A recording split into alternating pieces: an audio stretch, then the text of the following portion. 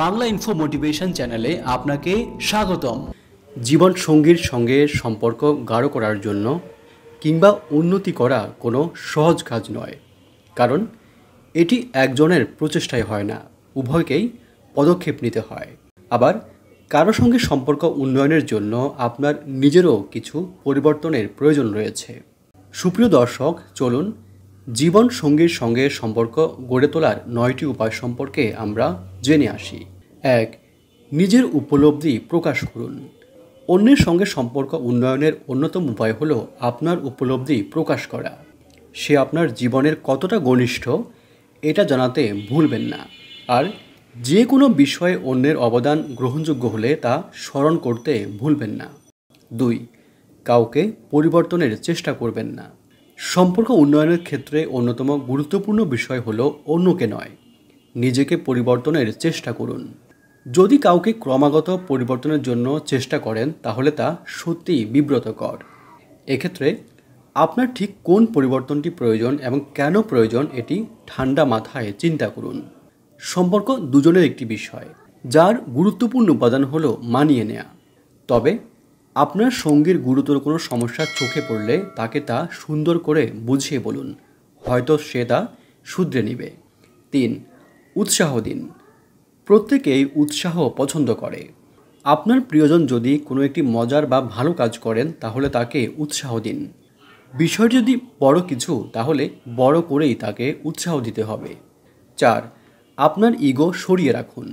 আপনাদের মধ্যে যদি ইগো বেশি না থাকতো তাহলে এই বিশ্ব কতই না ভালো হতো, তাই না?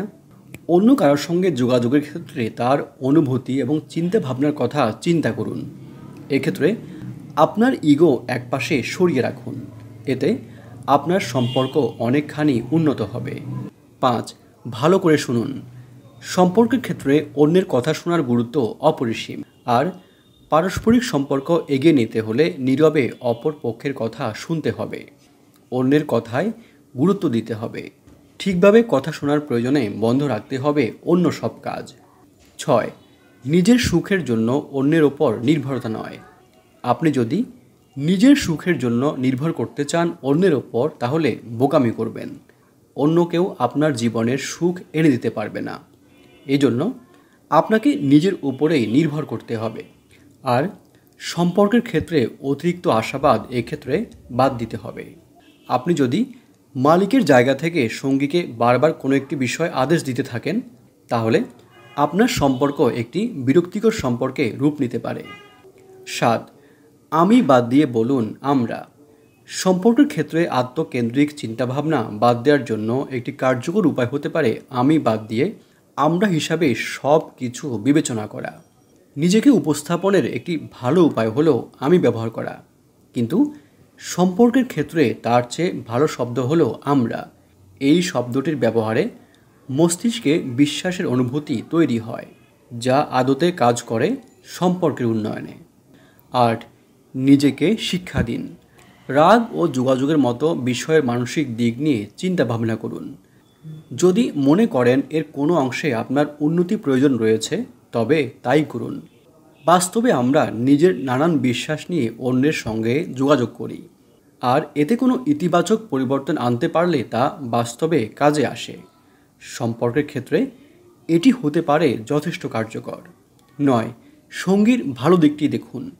সম্পর্কের ক্ষেত্রে ভালো এবং ইতিবাচক দিকটি আগে দেখা উচিত, আর এই অভ্যাস করতে পারলে উন্নতি ঘটবে সম্পর্কে।